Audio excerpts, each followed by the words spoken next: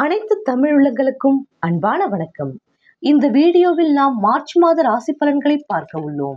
நிகழும் ஸ்ரீ மங்களகரமான குரோதி வருடம் 2025 ஆண்டு மாசி மாதம் 17ஆம் தேதி சனிக்கிழமை துவிதியை திதி பூரட்டாதி நட்சத்திரம் கூடிய நாளில் மார்ச் மாதம் பிறக்கிறது.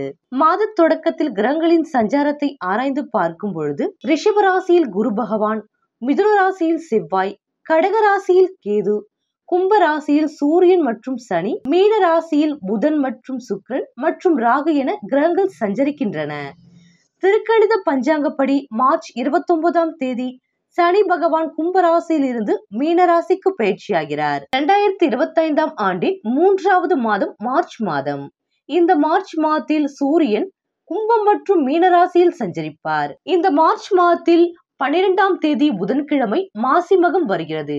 மாசி மகம் என்பது மாசி மாத பௌர்ணமியுடன் சேர்ந்து வரும் மக நட்சத்திர நாளாகும். இது இந்துக்களால் கொண்டாடப்படும் ஒரு சிறப்பான நாள். மாசி மக அன்று புனித நீராடி முன்னோர்களை வணங்குவார்கள். மாசி மகம் அன்று கடலாடும் விழா கொண்டாடப்படுகிறது.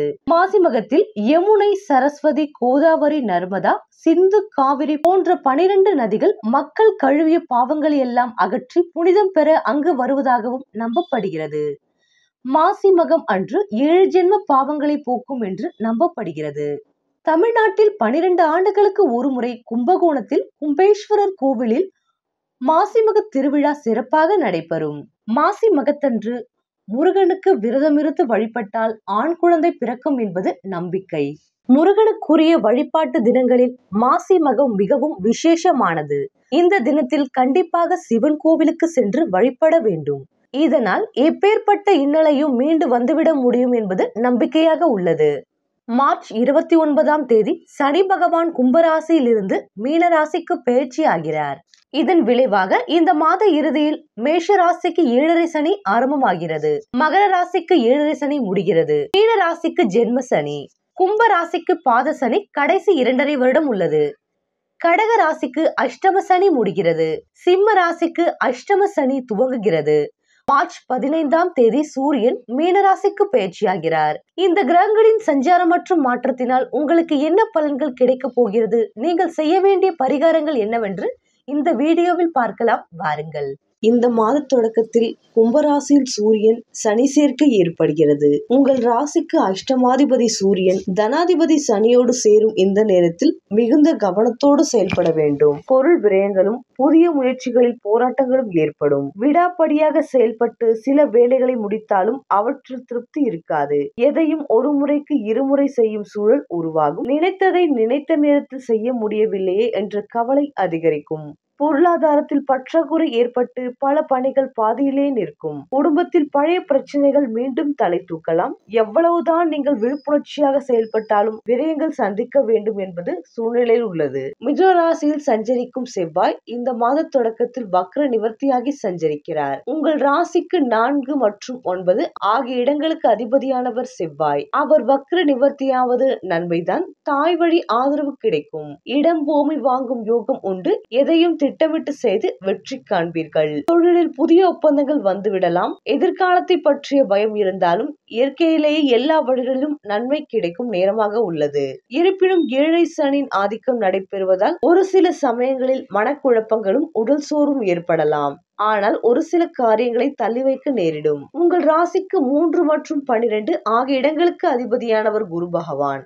5 மற்றும் 10க்கு அதிபதியானவர் சுக்கிரன். பகை கிரகமான இவர்கள் இருவரும் பரிவர்த்தனை யோகம் பெறுவது நன்மைதான். உடன்பிறப்புகள் வழியில் ஒரு நல்ல தகவல்கள் கிடைக்கும்.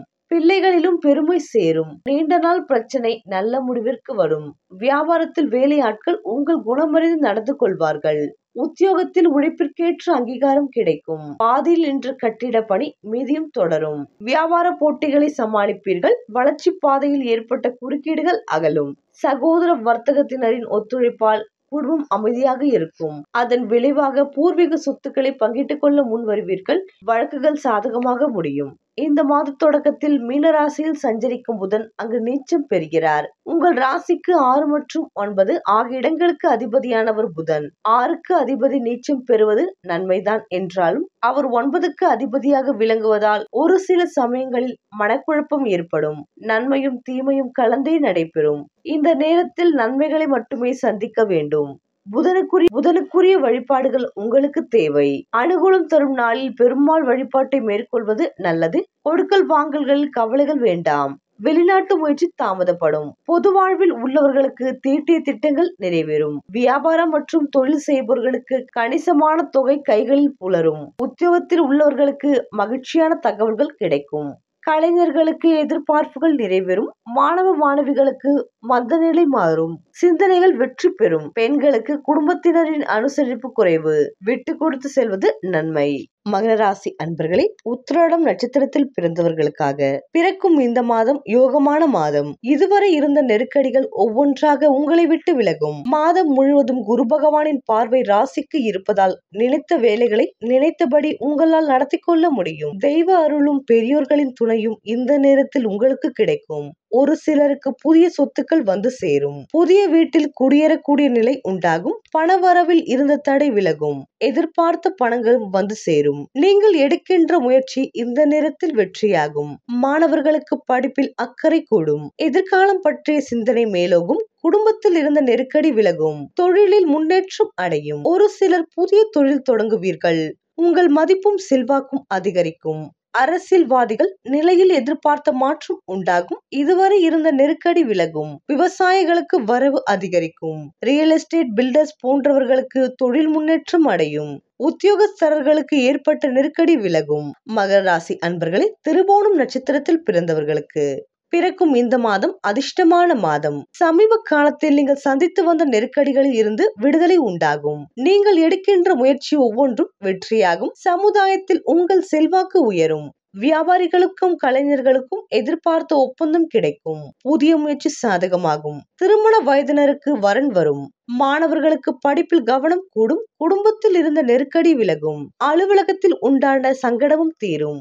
ஒரு சிலருக்கு எதிர்பார்த்த மாற்றம் கிடைக்கும். தம்பதிகளுக்குள் ஏற்பட்ட பிரச்சனை முடிவிற்கு வரும். தன குடும்ப வாக்குஸ்தானத்தில் சனியும் சூரியனும் சஞ்சரித்து வருவதால் வார்த்தைகளில் நிதானம் தேவை. இந்த நேரத்தில் குடும்பத்தினரை அனுசரித்து செல்வது நல்லது.